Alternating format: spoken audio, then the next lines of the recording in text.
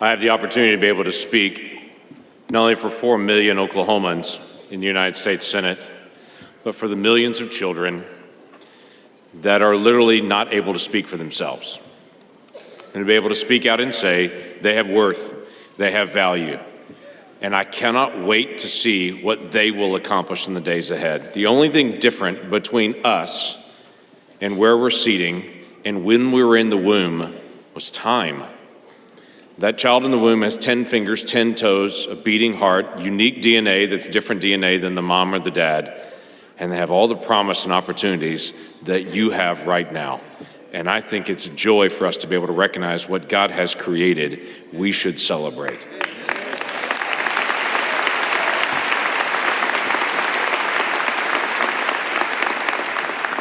Graduates, let me tell you something. There are a few times in your life that you will get random free advice. Total strangers that will walk up to you and just give you advice. For instance, when you get married, whatever point when you get married, random people will walk up to you when they find out you're engaged and start giving you marriage counseling advice. When you are pregnant, total strangers will walk up to you, as I watched in the grocery store, people we had never met walk up to my wife, put their hand on her belly, and start discussing with her what a great thing it was to have delivery, their horror stories of delivery, and their stories about their 2-year-old.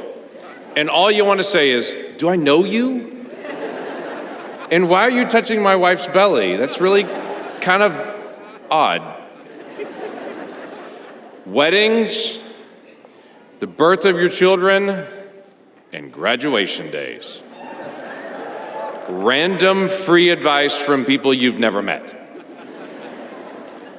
The reason, though, is really interesting. We mark a lot of things through life. My children now are 22 and 19, but I can remember the earliest days when my daughters would pretend to have weddings, when they would hold a baby and they would pretend to have a child. And the days they would talk about graduating. Because for years, you have looked forward to that day. And for thousands of people in this room, this day was a marker for them, because it's a marker for you. And many of them have dreamed of the day when they would see you walk this stage and would know that you have accomplished something. Maybe they did not, but they always hoped their kids would, or maybe something they got to watch and hope it would get passed down. People have dreamed for you of this day, as you have dreamed for this day. So I get a chance to be able to join in to the free advice of the day and to be able to be a part of this dialogue. But I do know my job. My job today is to speak and then as soon as possible, stop speaking. I get it. Not a single person in this room came today and got up this morning and said, "Let's go to ORU's graduation, the senator speaking." Not a one of you. I get it. I understand that. So let me give some free advice and then let me step out of the way. Here's some quick advice. You have been equipped. Now go fulfill your calling. Go do what God has called you and equipped you to do. There are faculty and administration and people all around this community here in Tulsa that have sunk their life into getting you ready so that you could fulfill what God has called you to do. Some of the most challenging issues in the history of the world are being faced by the world today. Complex global issues, terrorism, genocide, violence. A secular leader in the UK just yesterday declared worldwide Christianity is at a genocide moment, looking at what's happening around the world. Diminishing religious liberty worldwide, drug addiction at all-time high, and the variation of drugs at an all-time high. Race relations continue to stagger in our nation and around the world. Social media, anger, and isolation. You have endless temptations and endless access to knowledge in your hand all the time. You get to decide at any moment of the day whether you will solve one of the most complex mysteries of the day on your phone or whether you'll play Fortnite or Candy Crush. At any moment. You have access to more knowledge and more information than any generation in the history of the world. You have the ability to collaborate with leaders in your field from anywhere on the planet at any moment in time. There's more wealth in this room right now than there are in many nations of the world. You have been equipped to go take on the complex issues of the day. You have. It's not someone else. You have.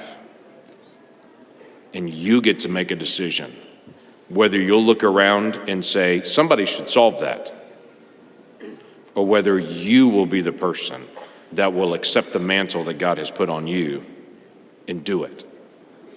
The book of Nehemiah is stark in many ways, but one of the most stark things in the book of Nehemiah is that Nehemiah shows up, goes around the city, and then at night, and then speaks to the leaders of the city and says, let's rebuild the wall.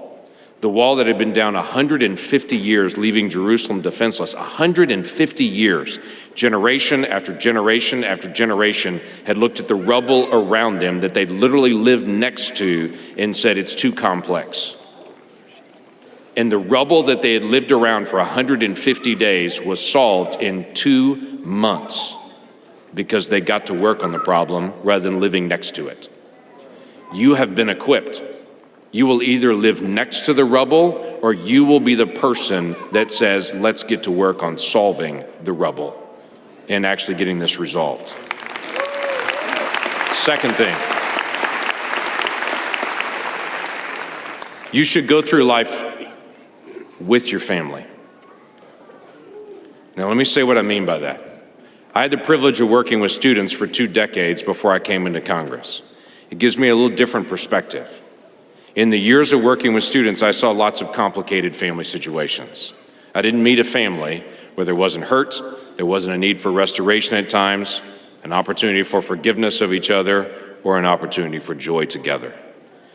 But family issues need to be resolved. Some of you have family that have come, some from other countries, from other states.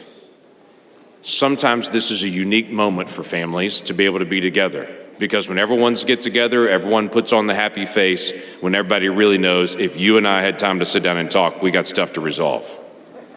Can I just say to you, this is a unique moment for some of these folks to be together.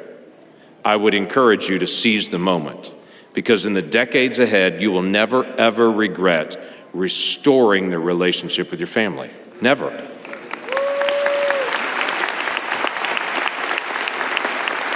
There are graduates that I have met over the years that have said, I'm graduating, I'm getting a job, I'm moving, I'm going to do all those things. Let bygones be bygones, let it go.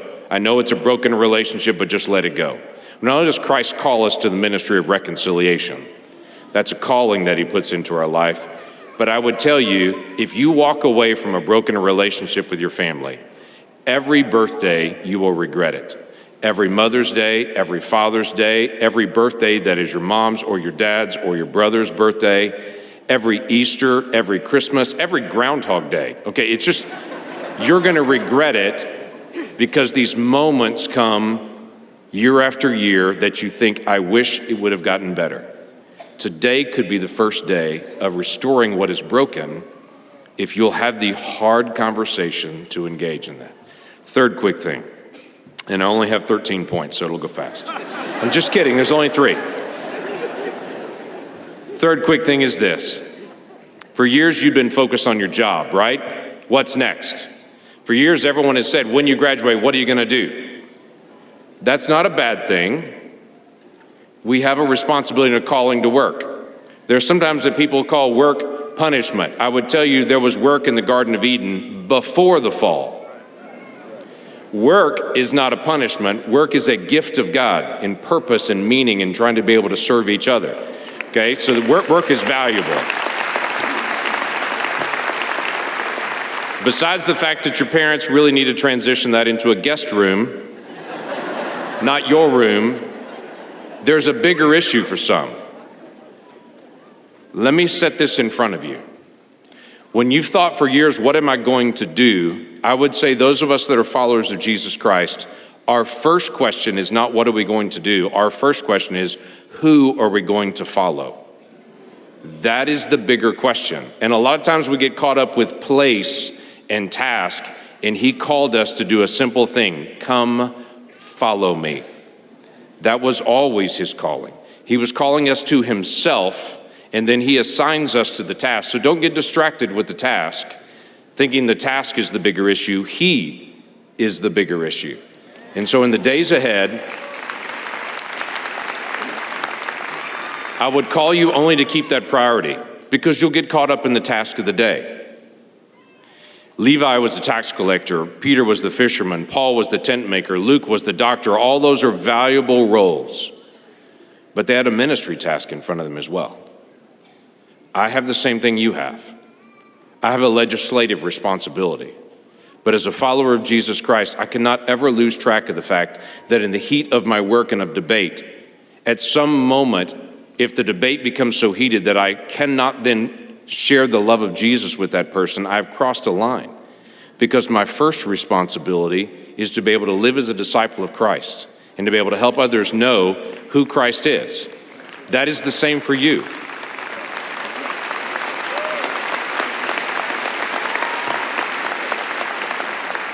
Whatever we do it for the glory of God, because he places us in places and situations because he has a mission and a calling there, and something that he wants to fulfill through you, both in excellence in our task that you have been equipped to do, and also in the task of ministry. I would challenge you in the days ahead, wherever God places you, pull together people that you work with to be able to study Scripture together. Have a dialogue on it. Start it early. There's a group of us that have Bible study together in the United States Senate. For several senators, they've told me this is the very first Bible study they've ever been in their entire life. It's a conversation about Scripture that they've just never been around, never had a moment to be around. You will work in places like that, and you'll work around people that would be interested in knowing more about God and have wondered their whole life, is there a God and can he be known? And then God places you there, applying light to dark places, applying salt to the places that need salt. You have a purpose and a task. A lot of that purpose and task is wrapped around carrying the glory of God to places. So I would call you to not get distracted with the task and lose who you follow in the bigger picture in the process. And if I may step away from graduates for a moment, it is entirely likely of the thousands of people that are here, there are some family members and friends that are here that are ecstatic for these graduates and for what they have done and the amount that they have studied. But the God that they serve confuses you because you've never come to know Jesus Christ. You're excited for them, but you're unaware of how to know Christ. Can I ask you as a family or a friend today to have a gutsy conversation over a meal later today with them? Have this simple, gutsy conversation. Your school and your degree seems to be wrapped around doing things well, but also knowing God. And just to say this next step, I've never come to know God. Can you help me?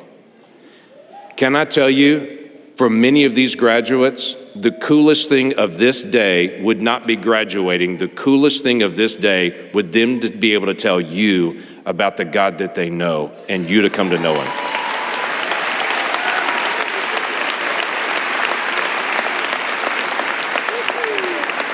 Now, you may not believe me on that. Test it.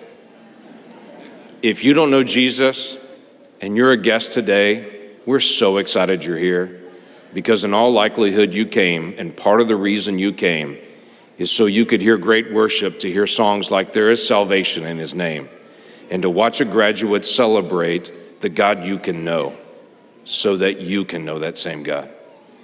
Graduates, you're well equipped. Fulfill what you've been called and gifted to do. Do it well. because this nation and this world needs well-equipped, godly leaders to step up and actually lead. Let's go do it. God bless you.